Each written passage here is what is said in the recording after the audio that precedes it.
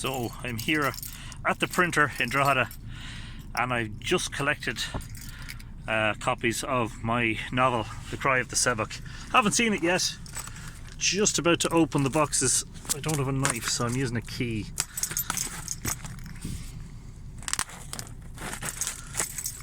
And so this is a very exciting moment, as you can probably guess, and I can't cut the tape because I'm using a key and not a knife.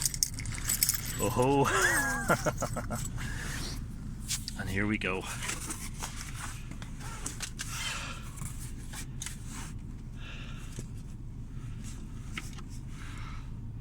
Oh wow.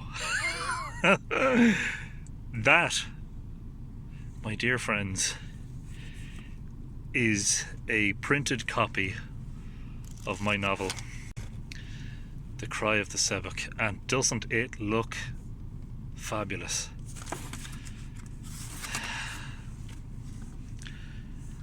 Of course I'm reluctant to show you any of the inside of it in case you slow down the video and you're able to read it, and